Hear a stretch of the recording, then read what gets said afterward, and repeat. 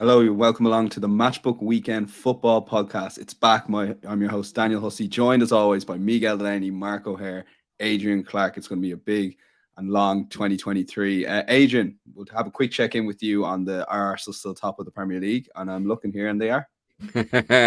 Yeah, 5 points. Yeah, look, we're where we want to be at the moment, Arsenal, but yeah, we're not even halfway. So I'm not counting any chickens, but it's a big few weeks, isn't it, for the Gunners that lie ahead? Obviously, Spurs away, Man United at home, Cup game with City, then the league game in early Feb. So yeah, I think the next month is going to obviously define how good this team is and how far they can go. But look, I'm enjoying it. The football's been brilliant this season, and they deserve to be top. Yeah, Mark, you're refreshed after a long Christmas break. Even though there were a lot of games to cover, it was an FA Cup weekend, so you've kind of been feeling yourself into the year. But I think this weekend it really kicks off. Yeah, I just clocked it at 22 seconds into the podcast. Arsenal got their first mention for anyone playing Arsenal bingo. Good Christmas, good New Year. Obviously, a lot of the leagues took a bit of a winter break, and we've had some cup action too. So it's not been as hectic or as mad as it normally can be. So quite enjoyed it. Feel a bit refreshed and ready to go. And yeah, Miguel, you must be refreshed. You're obviously over in Qatar for the World Cup, so you had a good Christmas break. Yeah, took the full 2 weeks off afterwards. It was intense, the World Cup, with everything involved. But no, raring to go now. And I suppose my first game back was actually City Chelsea. Oh, sorry, the one at Stamford Bridge. So it was kind of a big one to get into it. But yeah, probably took me about a week to almost get back into the mood of the Premier League. I mean, because it's almost like when you're going from the stakes of a World Cup knockout to then the kind of a league game, it's quite a drop off. So I can only imagine what it's like for some of the players, particularly the Argentine players. But, football has a life of its own. Absolutely. No, look, we're looking forward, and it's going to be club football all the way to the end of March before that international break. And something we were running with the World Cup, and we're going to continue on throughout the 2023, initially for the couple of months, is double the odds on podcast best bets. Is a good opportunity if you don't have a Matchbook account and you'd like to set up, either you've previously had an exchange account or you'd like to get involved with the exchange. So we're doing double the odds, as I said, on podcast best bets, up to £50 in cash. So any of the guys' podcast best bets, Miguel, Adrian's, or Mark's, it'll be at the end of the podcast here. All you have to do when you're signing up, enter the bonus code podcast. It'll be in the field when you sign up, and that's double the odds on podcast best bets. So well worth sticking to the end of the show and see what the guys put up. And we'll get straight into the game. So we're going to cover 4 Premier League games. If you are watching on the YouTube stream, do get involved in the live chat. And if you're watching back, do comment who you think is the best bet for the weekend and get involved in the show. And if you're listening on the podcast, we'd really appreciate a 5-star review if you're listening on Apple, Spotify, or any of the other podcast platforms. Let's get into it. And it's some weekend to kick us off. I don't know if this is done intentionally or not after the FA Cup weekend, but we have Manchester United versus Manchester City, the Saturday 12:30 game live on BT Sport. I'll take a look at the betting as we currently have it on Matchbook.com. Manchester United 4.5 here to be Man City, who are a 1.88 shot, and the draw is available at 4.0. Both teams to score yes is 1.73. That's favoured in that market. And no is the underdog there, currently available at 2.32. The Asian handicap line sees Manchester United get a half a goal start at 2.12, and the total is 2 3/4. So we'll go to you this one for Miguel and set up this game. I guess Manchester City have had a small bit of a wobble there midweek last night. Definitely unexpected. The team was a bit weird that Kyle Walker playing as centre-back. A lot of lads got taken off at half-time. As Pep Guardiola performances go, that's probably up there with the worst of them since he's been in charge.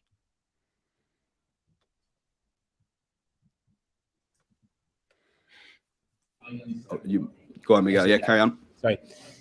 Yeah, especially as he was evidently trying something, and it comes in the context of Guardiola talking up how he's going to maybe do something different for the Manchester derby.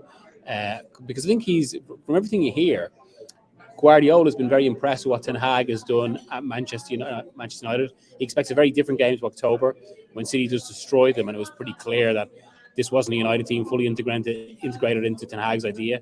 That's not the case now. But that result was all the more surprising because, to be honest, I actually thought, I mentioned that first game back, Chelsea Man City. I thought that was one of the most significant results of the season for me, or I thought it would be, because the manner that City did it, where suddenly it's a pressure game given Arsenal's advantage. There's a chance to cut it. It's a difficult game given it's at Stamford Bridge. And then City find a way. Now they find a way in the manner that Guardiola was able to bring 160 million worth of talent off the bench in Mahrez and Grealish. They combined for the winner. And it's just, I mean, we were in the press room afterwards, and the Chelsea press room is right beside the away dressing room. So you can often hear when it's a particularly raucous response what happens next door. In this case, the players were banging the walls. You could hear them all singing Johnny Stones. And I had the feeling of one of those games. It all just fed into one of those results that you could potentially see kicking off one of those runs. Now, in the last 2 seasons, basically the way City have won the league has a run that started pretty much around now. Not in terms of time, in terms of mid-January, but instead around the kind of game 17 mark, where it's around this part where they've suddenly gone to a different level, got on a winning run, that's pretty much settled the title. Even last season, although Liverpool pushed them close, it was City's run that gave them that advantage. But I suppose the nature of the League Cup defeat suddenly puts maybe a little bit of doubt on that. With that compounded by the potential effect in the World Cup, given that City players played so much more than anyone else in the Premier League. So that's where the doubt is, and it's where it creates just a little bit of uncertainty maybe going into this game. Certainly much more than October. United look very good. And I do find it's very difficult to call, by the fact I think it'll be open, there'll be goals. So I've gone for both teams to score.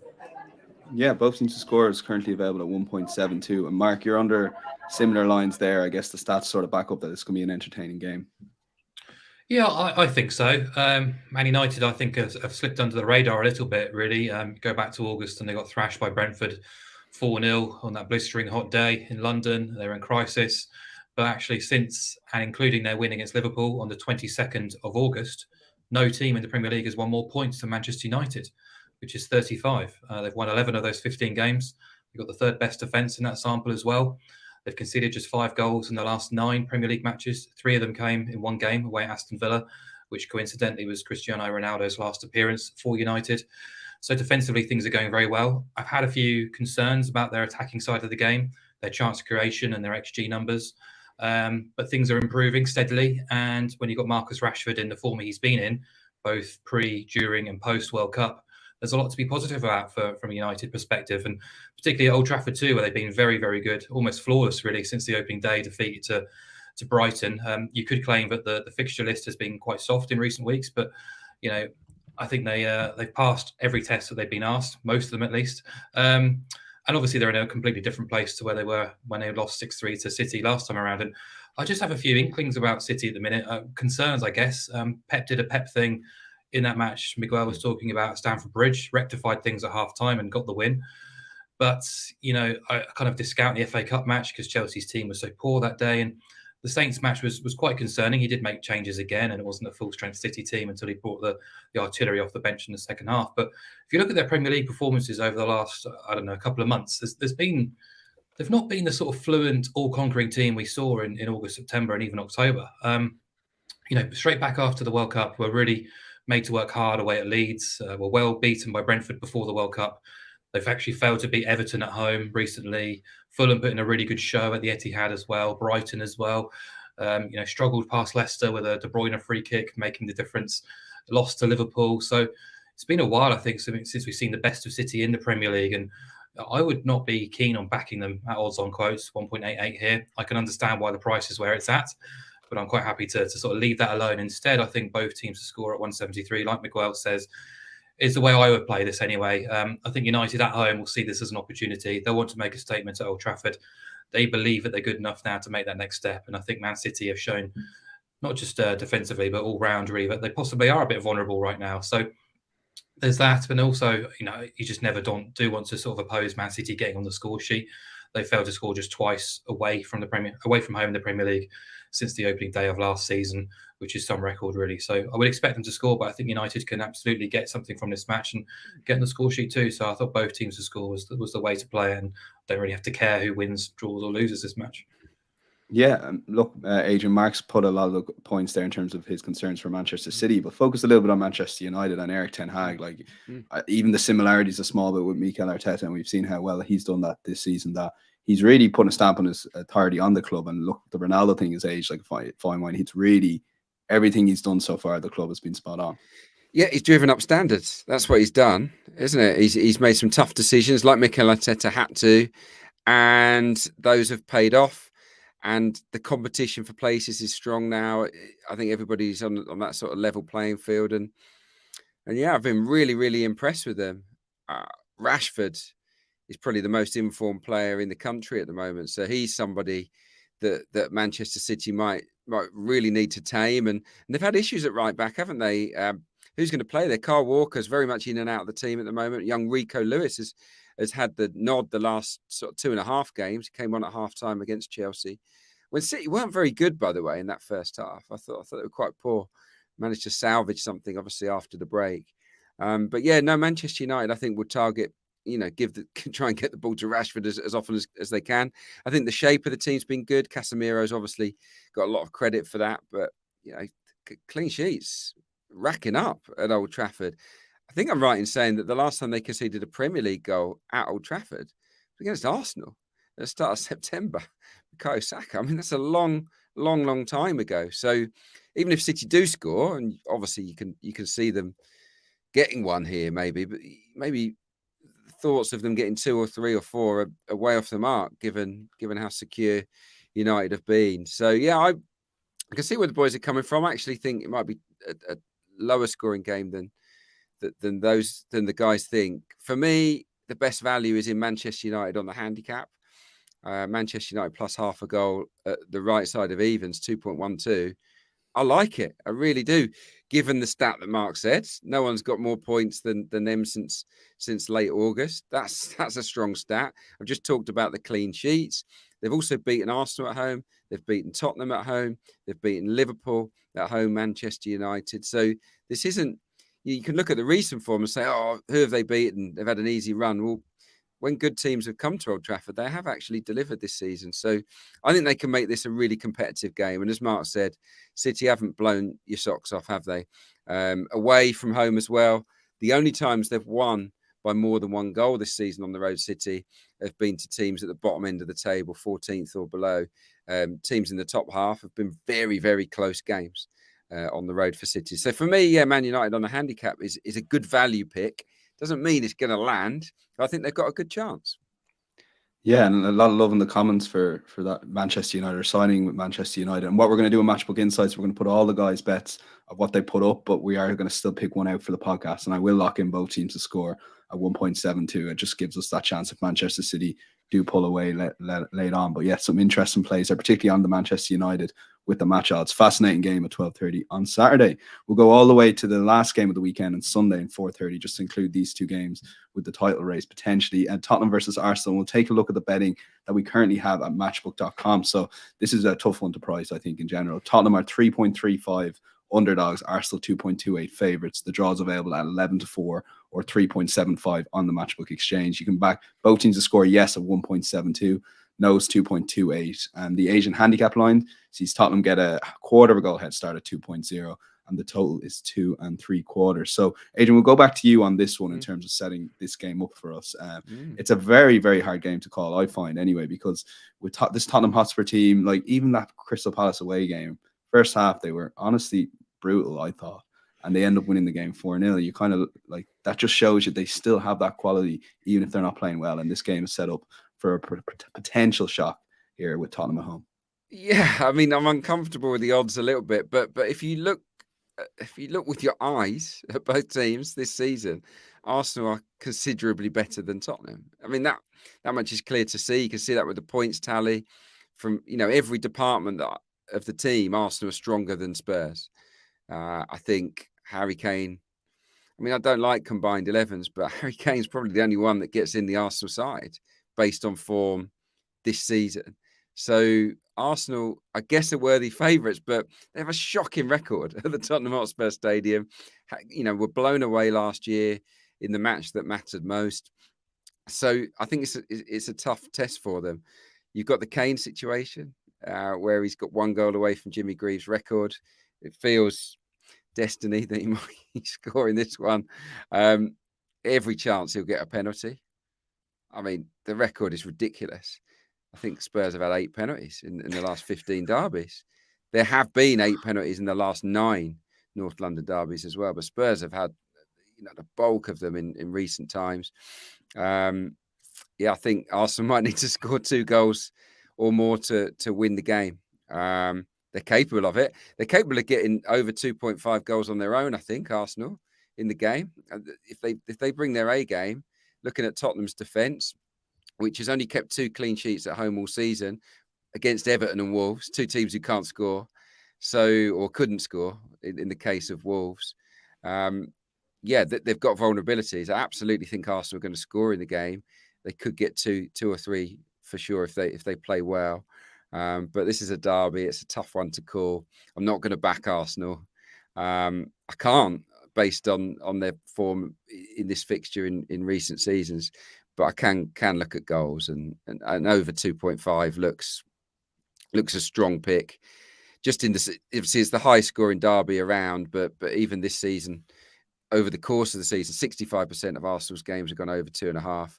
For Spurs, it's 61%. So these are 2 teams that have been involved in a lot of high scoring games, and I think this can follow suit. Yeah, Miguel, over to you on that one. And I guess what Adrian's talking about, the goals angle in Tottenham Arsenal, is such a copy and paste every time they play, but it's true. Like, there's always goals in this game. Yeah, exactly. And that's almost amplified with these specific 2 Arsenal and Spurs teams, given how it does feel like their specific approaches complement each other in terms of how, given the way Arsenal will obviously take the game to Spurs, Conte will look to hit this Arsenal in the break. And it just feels, it's a classic kind of a styles not necessarily make fights, but make high-scoring games. With all that, again, spiked by the history of the fixture, where kind of the emotion of it takes over. And you can already see that in the way there's not exactly much love lost between Conte and Arteta at the moment. And I think there's an even greater edge to this game, given that just from speaking to a few people, there's a bit of a sense that some people at Spurs, and I suppose especially Conte, think that they should be capable of doing what Arsenal are doing right now. That Conte felt this season was a chance maybe for a proper title challenge, given the ructions of a World Cup, and that's maybe fed into some of the frustration.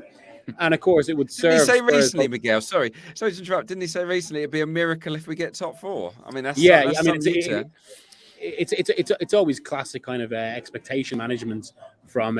He's a bit Jose Mourinho like in that way, Conte. But I suppose, but then equally the other side of that is that he maybe would have expected more from his team at this point. That he's been, and if you look, because it does feel like sometimes that Arsenal have a thinner squad than Spurs, and there's even questions over whether the first 11 isn't necessarily as talented, although they're performing to a much better level now, and so many players have been revelations.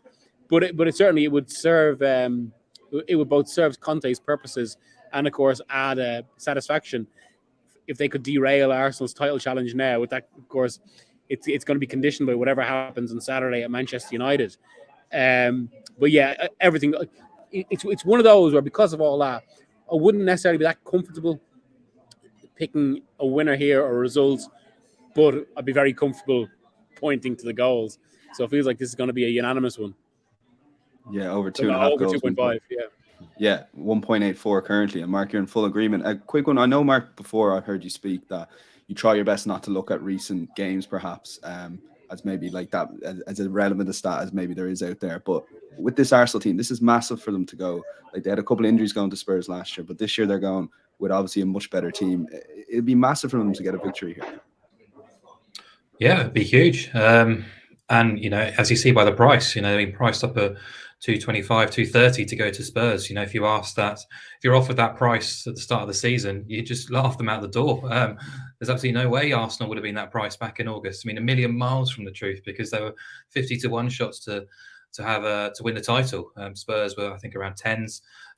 So these 2 teams are basically occupying completely different areas of the Premier League table to what we anticipated at the start of the season. We probably expected it to be the other way around, really. But it's a horrible old cliche, but form does tend to go out the windows in these massive derby matches, and this is a fixture which tends to be kind of go the way of the home side more often than not, and that would make me slightly nervous about backing Arsenal in some way here, even if everything is pointing to an Arsenal win. Spurs are unbeaten in 8 at home to Arsenal in the Premier League. They've won 6 of them. They failed to score just once in the last 17 against the Gunners as well. And team news-wise, you could be looking at a Tottenham team they could have Bissouma, Bentancur, Kulusevski, and or Richarlison available to them this weekend, which would be an enormous boost for them, particularly in the final third when they've missed the latter two enormously, and even Bentancur in his balance in midfield too. So interested to see which Spurs side turn up in terms of the starting 11. They need to start matches much quicker than they have done. They've not led at half-time in the last 13 games across all comps. They've conceded the first goal more often than not in most of those matches too, and they've conceded 9 goals in the last 4 at home. But it could go on really. They've conceded twice or more in 7 of the last 8 in the Premier League. They've lost all 4 against the top 5. They've won 2 of 9 against the top 11. Everything is pointing to Arsenal here because they are topping the table. They are topping or very much close to it in every metric you look towards. Expected points, expected goals. The reality is they've lost just 1 game all season, but that price doesn't appeal to me because it is the North London derby, and I do expect a better Tottenham to the Tottenham we've seen in recent weeks, and I would expect them to be more on it from the off than they have been in recent weeks too. So, yeah, I'm just quite happy to take the emotion out of it and just support goals like the guys really, because these matches do tend to be quite thrilling affairs. They do tend to be quite explosive affairs as well. Wouldn't be too surprised if there was an early red, for example, and things opened up because of it. But 7 of the last 9 derbies have gone overs. 7 have seen both teams scoring as well. This season, the 2 teams have scored in 32 of their 35 collective Premier League games. Arsenal's trip to Man United was really good fun, actually, and I didn't anticipate it to be earlier in the season. And Spurs have seen overs in 6 of 8 against the top half already this term too. So, everything is pointing towards a good, entertaining match. Hopefully we'll get overs over the line, and hopefully for your sakes, Arsenal don't lose. Absolutely, yeah. Well, look, we haven't really talked about it, but the 12:30 game on Saturday could really affect the way Arsenal approach this game. Over 2.5 goals, 1.84. Full agreement with the guys, which is great. No decision for myself to do that. And again, all these selections will be up on Matchbook Insights. We'll go to the third game. Brighton versus Liverpool, Saturday, 3 o'clock. And now this is another tough game to call, I think, on the match odds. We'll take a look at the betting. Brighton currently 5-2 or 3.5 on the Matchbook betting exchange. Liverpool are favourites at 2.2.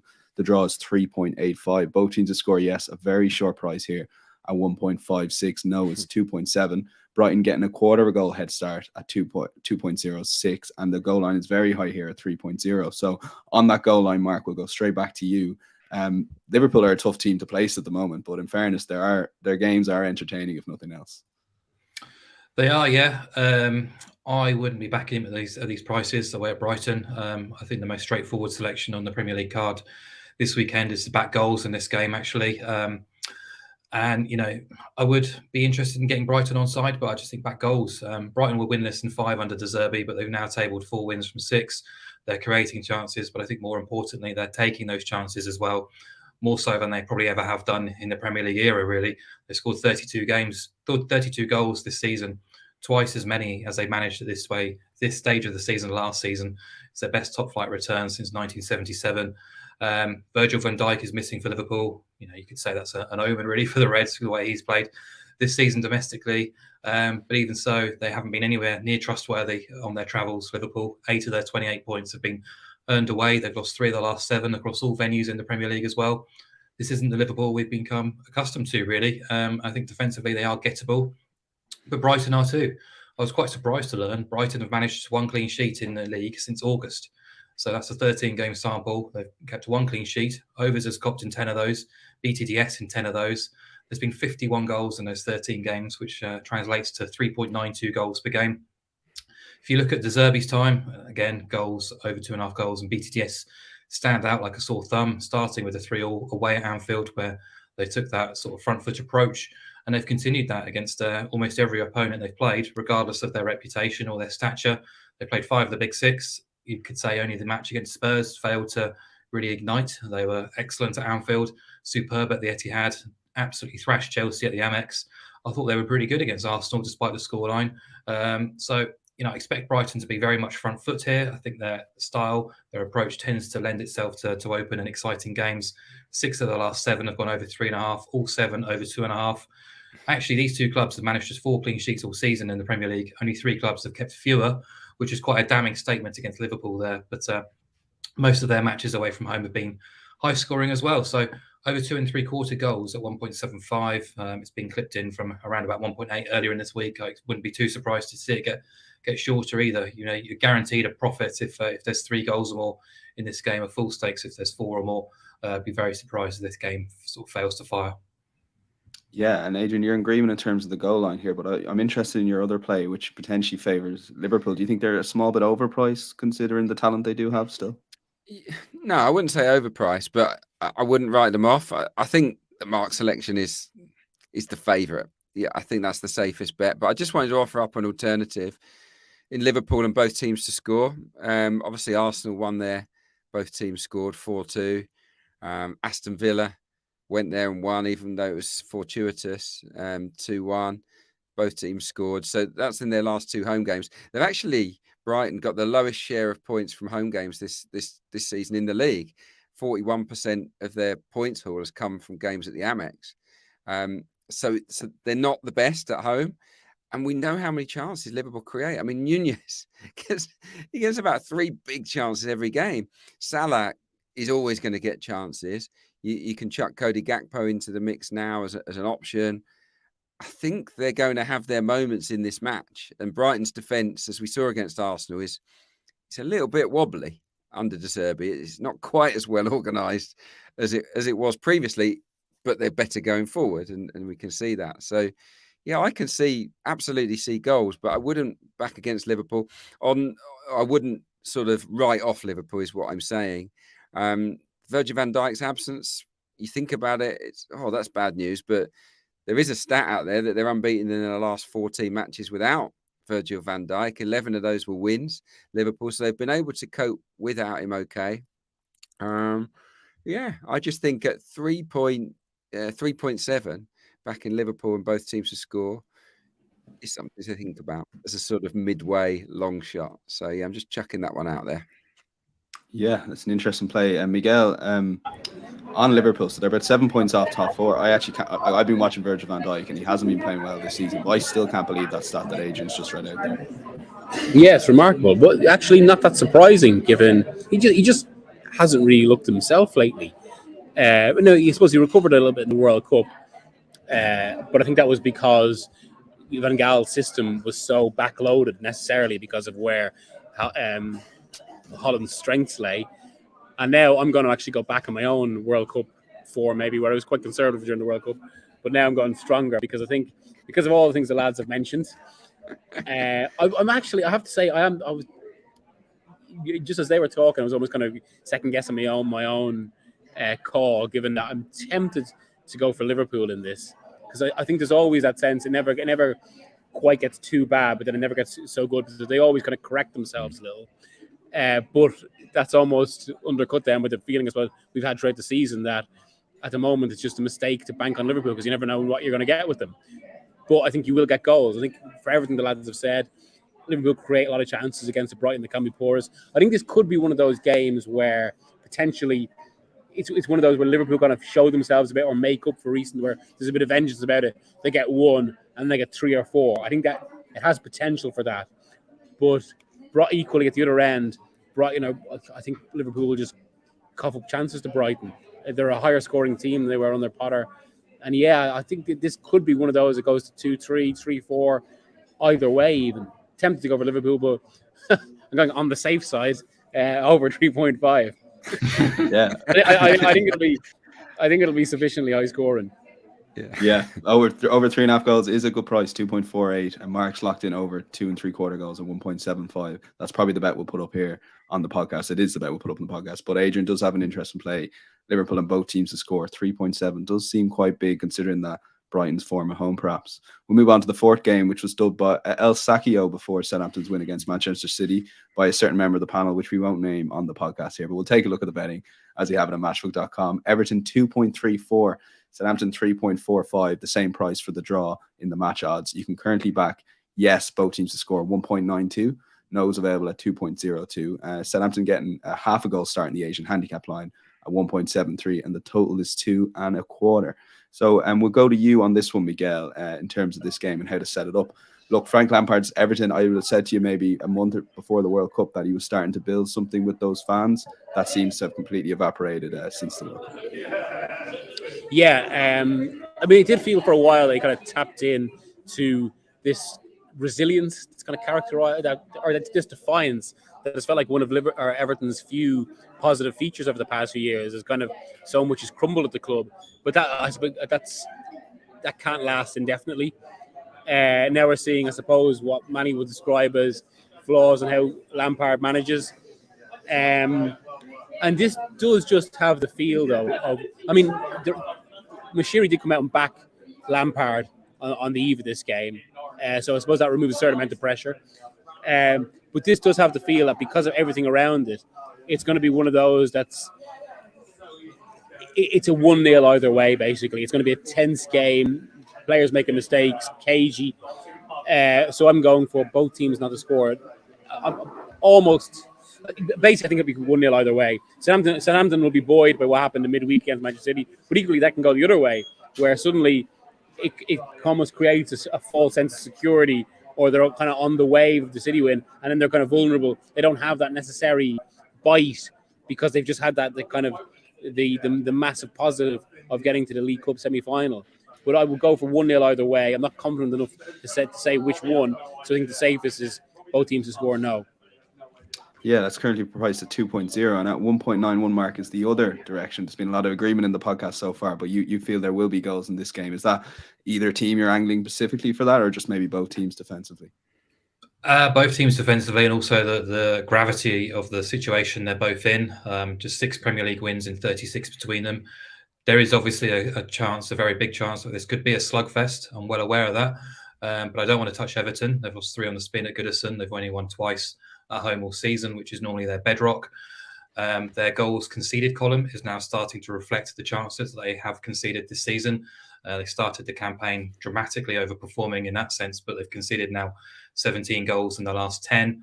And also, they've just won twice at home in those 9 games at Goodison, but they've yet to face neither Arsenal or Manchester City either. So, Frank Lampard is under enormous pressure. There's going to be protests at Goodison Park this weekend. I've got Everton bottom or second bottom across every single metric you can look towards: expected points, expected goals, shots on target attempts, etc. And they are playing a Southampton team who had lost 6 on the spin in the Premier League before their 2 cup wins, which have certainly changed the mood around Saints. 2 of their 3 wins so far this season have come away against fellow bottom 8 outfits, but both were under Hasenhüttl's reign. So they're better placed now after what's happened midweek. I agree with Miguel that almost the win against Man City could almost be a negative, in the sense that there's a bit of fatigue mentally and physically. And there could easily be a drop-off here. Everton will be absolutely up for this game. Lampard will, his team are desperate for points here. They're going to appreciate the situation and the opposition. They will see this as a huge opportunity to get points on the board. And I think similarly with Southampton, they should be buoyed after the last week. And there's absolutely no fear about going to Goodison Park at the minute and playing Everton. So, being into Selhurst Park and beating Palace in the FA Cup last weekend. So I think they absolutely can make their mark on my Merseyside. So for that reason, I just think, because of the situation, the fact that neither can defend either, as you say, they've kept 5 clean sheets between them in 36 Premier League games. And that's, they've been quite fortunate to get those 5 clean sheets as well at times. So I'm just going to go on the presumption that both teams give it a right good go, see this as a winnable opportunity. And hopefully, it's not the sort of 6-pointer with just a 3 or 4 games left to play. We aren't even at the halfway stage of the season. So there's still a bit of wriggle room for teams to be a bit more expansive and try and get the win. Yeah, and over to you, Adrian, maybe a little bit on Southampton. Nathan Jones, of course, we found out, a former teammate of yourself. How do you think he's done so far? That was obviously a massive win for him last night. Oh, well, it's a tough start. It's a really difficult gig. He couldn't say no to it. Clearly, it was an opportunity of a lifetime, but he's inherited an imbalanced squad, with probably too many young players, not enough goal threats, certainly not enough pace or power for the style of football that he wants to play. So it's going to be tough, but what a good week. Excellent win at Palace, and then he's backed it up, beating City. I mean, City didn't have a shot on target. There's not many teams do that against Manchester City. So you have to say he's organised the team well. I think Lavia coming back into the central midfield is a big plus for them. And I think they'll take a lot of heart and confidence from that win. Well, they should do. And that's important because they didn't have any confidence previously. So, yeah, look, Southampton plus a quarter is something that I looked at. Given Everton have had 3 bad defeats in a row at Goodison, the mood's a little bit toxic there. 1.97 you can get on the Saints plus a quarter of a goal. It's not my selection, but that's something to consider if you wanted to go with them.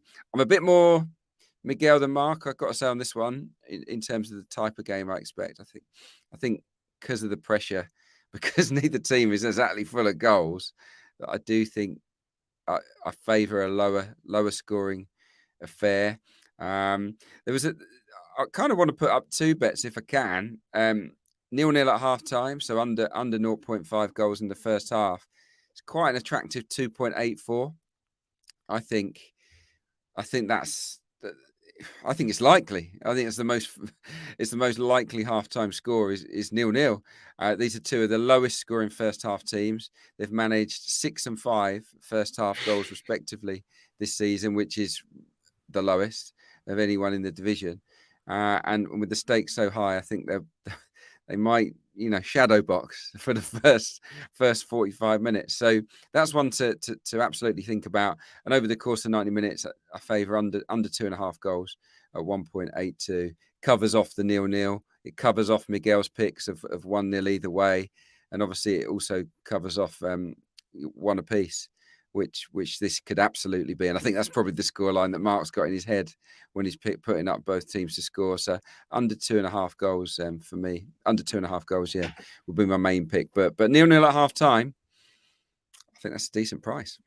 Yeah, fun one. I wouldn't say fun one to cheer on, but make sure you're not watching the game if you're going to the first half. Maybe tune in for the second half if you have that. So Mark's gone both teams to score yes, 1.91. Miguel, both teams to score no, 2.0.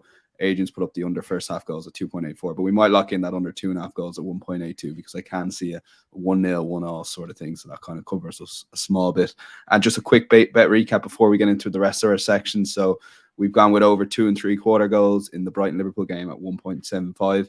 Over 2.5 goals in the North London derby at 1.84, and both teams to score 1.72 in the Manchester derby. We're feeling very safe, or at least I am. There has been some good prices put up by the guys, and all those selections we'll have them up on Insights as well as the bets that we have selected. That's insights.matchbook.com from Thursday afternoon.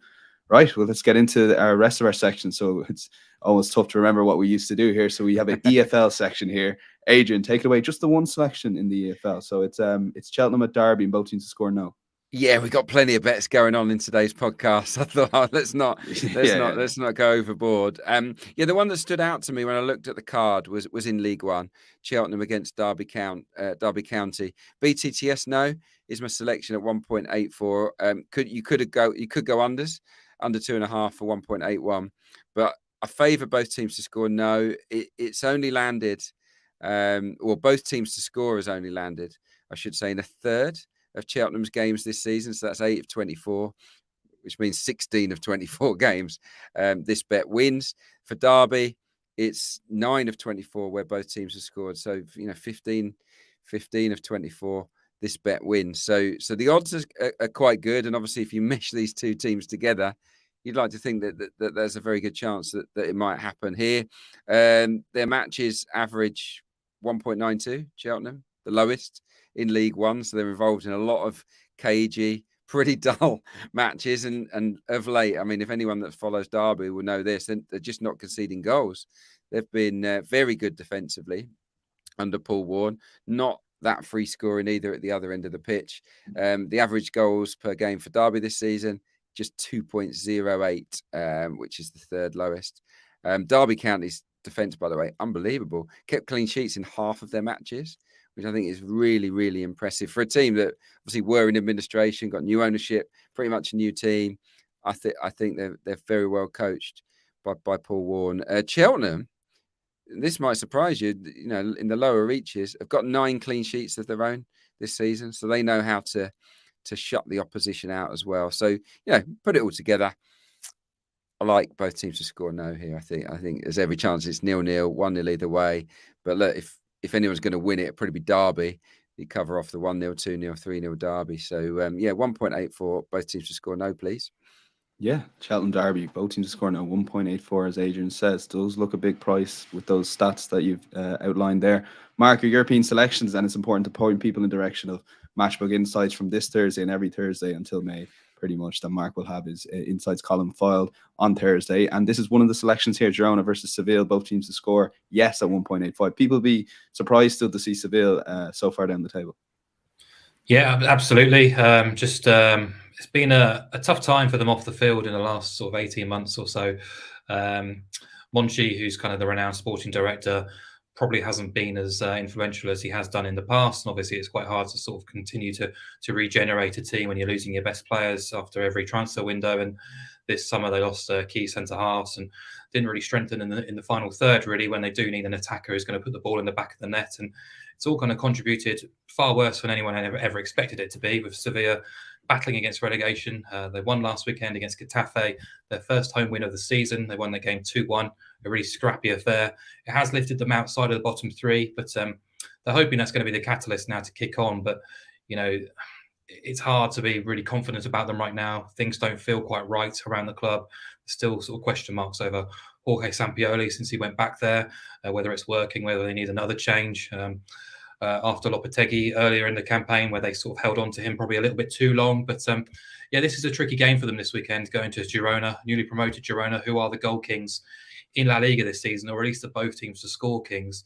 They've been very proactive, very fun to follow, very entertaining. They are just 3 points off the drop zone. But amazingly, only Barcelona and Real Madrid have scored more La Liga goals than Girona this season. However, only 3 sides have conceded more often than Girona. Their games are averaging 3.13 goals.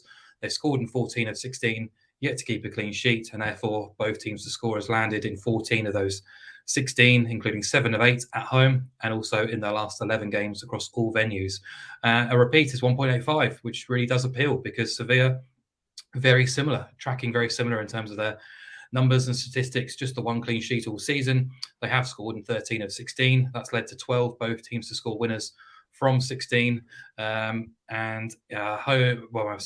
teams basically scored in 27 of 13 fixtures in La Liga all season. They both managed collectively to keep just 1 clean sheet. And this bet has won in 26 of those 32 matches. Yet we're getting 1.85 on both teams scoring, which does stand out to me. Yeah, and then on to Serie A for another both teams to score play here with Milan. And Milan are chasing down, obviously, Napoli and Juventus, which both those teams are playing this weekend, which we'll get to in a second with another selection. But you really like both teams to score here. Yeah, price is far too big, 2.12. Milan dropped points last weekend, criminally, really, against Roma, in complete control for 85 minutes, then concede 2 set-piece goals in the last sort of dying embers of the match to draw. Roma hadn't had a shot on target before their first goal. They're now 7 points off Napoli as they look to try and defend their title. So a big blow mentally. Then they lose midweek against Torino at home in the Coppa Italia. They did make changes for that game, but they played against 10 men for the last half hour. Pioli's not been happy with his performances from his players. He's got injuries. He's got suspensions to deal with. This feels like a massive banana skin going to Lecce, down in the south of Italy. It's a difficult place to go traditionally, and they've been really tough to beat on their home park. And they've been very competitive against almost every opponent so far this season. So Milan have failed to win half of their 8 away games, despite the toughest away day being Atalanta in 6th and Torino in 10th. But what stands out is the fact that they've kept just 2 clean sheets on their travels. 6 of those 8 games have featured both teams scoring. And even if we go back to the start of last season and including this term, so last year, of course, they won the title, but they've got a 67% win rate for both teams to score away from home in that sample, scoring in 24 of 27. So they're playing a Lecce team who are playing a bit of a, freedom of expression at home. They have been quite proactive. They do like to play on the counter-attack largely, but at home they've been quite front foot. They scored in 8 of 10 matches against the top half. They scored away at Napoli. They scored away at Roma. They scored at home to Inter, Lazio, and Atalanta. The only team they failed to score in terms of the sort of big teams in Italy was at home to Juventus, who have by far and away the best defensive record in the division. And Milan are both teams to score leaders in Italy. 13 from 17 have landed. Collectively, these 2 teams have kept 6 clean sheets in 34. And if you look at their home and away records, both teams to score has landed in 13 of 16. So, we're getting 2.12 on a repeat, which just feels too big. Wouldn't be too surprised to see Milan drop points in this match, but both teams to score the best price to play. Yeah, 2.12 seems quite big considering the stats again outlined by Mark. And I touched on Napoli versus Juventus, Miguel. Massive game in Serie A this weekend in terms of the title. And you like goals here. Over 2.5 goals, 2.12. Yeah, I mean, also it catches the eye because there's so much writing on it, in the sense that Napoli, it was all season we've spoke about their momentum. They've been probably the team of the season in Europe. But the question was always what would happen when that momentum was disrupted, which is exactly what happened on Monday with the return of which exactly happened last week with the return of Italian football, and Inter claiming that result, and the fixtures fall quite uncomfortably for them there in the sense that it's Inter followed by Juventus. It's a huge test, and I think that will translate into another even more open game, one where Napoli could potentially be got at. Because of what happened last week, I'm nowhere near as confident with them as they would have been before the World Cup. And so now, I think I'm the temptation is basically for another game. So both teams to score. Over 2.5. Over 2.5, currently 2.12. Does seem another big price. Both those Serie A bets are odds against, which do seem quite big. We're going to move on to our long shot section. This was a section that proved quite popular with a lot of listeners and viewers. Given the guys, we call it in around 5.0, 6.0 and above. We won't fall out with anyone if they go a tad under, but there's some big prizes put up this week. Adrian, we'll start with you. My heart sank a small bit when I saw this bet put up. So you can talk us through the halftime, full time here in the North London Derby. Yeah, I mean, it's not a scenario that I would want to see unfold, but if you think about the season as a whole, you think about this fixture, it wouldn't be the most surprising. And I think at a price of 15.0, Arsenal to be leading at half time and for the game to end in a draw, it seems perfectly feasible to me. I mean, Arsenal have led in 10 of 17 first halves. They get to half time ahead a lot of the time. They're very, very fast starts. That's been the feature of the season so far, and as it's been well documented, Spurs have been the exact opposite. They've got a -3 goal difference up until half time. They've been a real slow starting side. The numbers, I mean, Arsenal in terms of first half goals, 16-4. Brilliant, absolutely superb. What is it for the second half for Tottenham? Well, Tottenham's goal difference in the second half is 27-12. They've just feasted on goals from half-time onwards, and it's a very, very positive goal difference. So, yeah, I think the possibility of a fast start happening here, Arsenal getting the noses in front, and then Tottenham coming back strong in the second half, roared on by the fans inside the ground, could happen. So I'm just going to chuck it out there. Hope it doesn't happen. But yeah, it could. 15.0. It's a decent long shot, I reckon. Yeah, then the stats back that up, but even the eye test, Arsenal are fast starters. Spurs always keep going to the very end. Mark, a rare EFL selection put up in here, hidden away in the long shot section. So why are Plymouth potentially overpriced at Ipswich? They're currently 6.8 on Matchbook. Well, this is just completely driven by the underlying metrics, which particularly expected goals, and in that sense, Plymouth have hugely overachieved to be top of League One at the moment. They're actually ranked 11th on expected points, but their away ratings even worse than that. They've won 12 of 13 at home park, but away from home they've won just 5 times from 13. And Ipswich head all the relevant data metrics in League One, despite sitting third in the table. I just can't justify their price being sub 1.6. They can't be that short. This is the EFL. The sort of ability of these two teams is never that far away from each other. Certainly shouldn't be those kind of prices, particularly of Ipswich form recently, which has gone a little bit awry. A lot of draws, but they've only won 3 of 9, 4 clean sheets in 17. They've won once in 6 against the top 7. So just happy to sort of oppose those stupidly short prices. And I've probably been a bit harsh on Plymouth, but they've already won away at Derby and away at Wycombe, both top 7 teams. They avoided defeat at Bolton, another top 6 team. Include home form, and they're unbeaten against the top 7, home or away. They turned Ipswich over in the reverse match. They've been busy in the transfer market retooling, as have Ipswich in fairness, but just 6.8 on the away win suggests this is basically a runaway team at the top of the table against a bottom 8 or a relegation candidate. It's really not. It's third place against first place, and there's 7 points between the two teams. Just a ridiculous price. I wouldn't be too surprised to see Ipswich win this match, but Plymouth are just being completely disrespected at that price. You're getting off camera. You're getting nods of agreement from the EFL King and Adrian Clarke. That's is ridiculous. I can't get my head around why they're such long shots. This is a even game. Okay, yeah. So maybe Ipswich could be the coupon buster for many. And look, if you've listened to the podcast, Plymouth, you have been warned. 6.8 does seem quite big. away to Ipswich. Miguel, you touched on this during the Brighton-Liverpool game about a long shot. You're looking at a correct score, which in fairness does seem a very Brighton home scoreline here this season anyway. Brighton 2, Liverpool 3, 22.0. Yeah, it just jumped out at me, and I suppose again the nature of this is a long shot. So yeah, 3-2 to Liverpool. I hinted that I was tempted to go for Liverpool, and for this, I think it's worth it, and quite a price. Yeah, it's probably the biggest prize put up the podcast to date since I've been involved anyway. And we might stick with you, Miguel, for the best bets. This is double the odds for new customers as well. But you do like Everton, Southampton, both teams to score now. You put it up, you made a strong case, and you're sticking with it for best bet. Yeah. I think for me, it just jumps out. I think this is going to be a vintage 1-0. It also covers the 0-all as well, just in case. So yeah, I'm sticking with that, and I think it's there's a lot of logic behind it for me. Okay, yeah, so that's both teams to score no around the even mark currently on Matchbook. Adrian, again, we haven't covered yet in your best bet, so it's Nottingham Forest versus Leicester, and you're liking both teams to score. Yes, you were obviously, you said you were commentating for TalkSport at Newcastle versus Leicester, and you tweeted it could have been 6-0, and I think if anything, it could have been more. Yeah, they were so bad.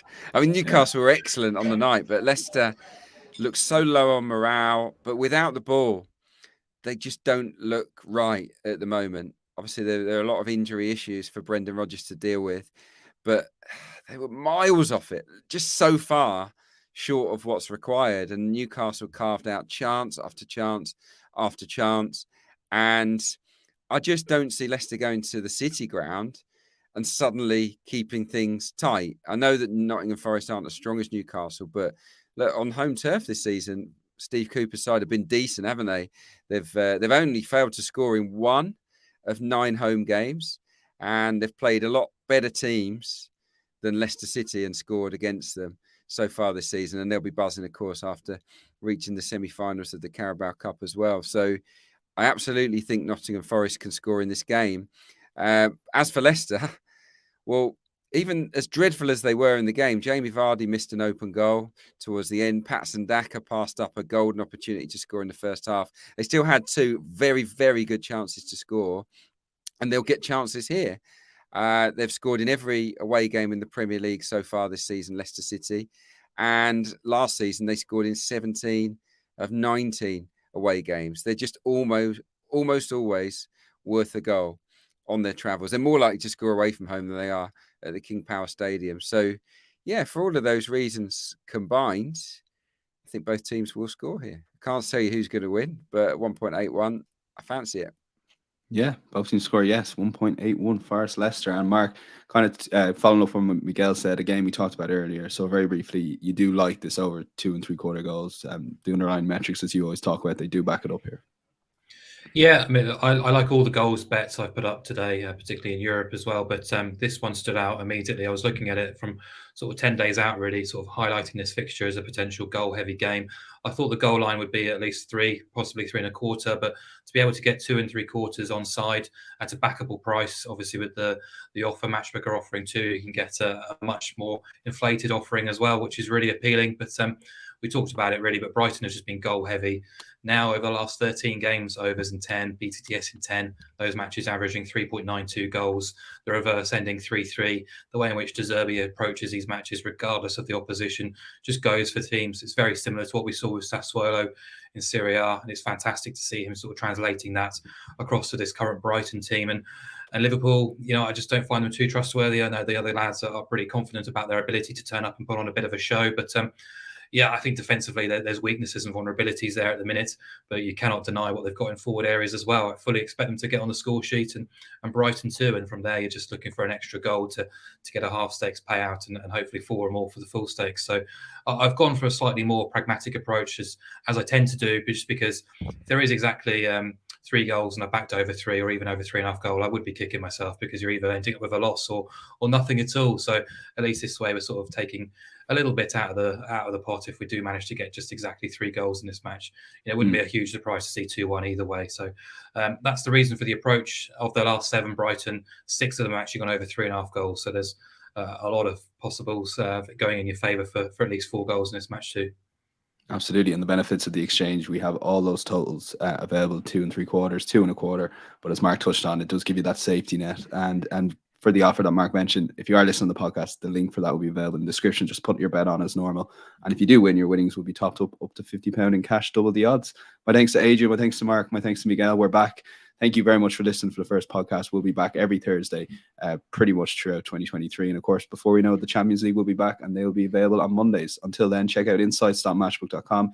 Hit that like button if you're enjoying our content, and we'll chat to you next Thursday. Bye-bye.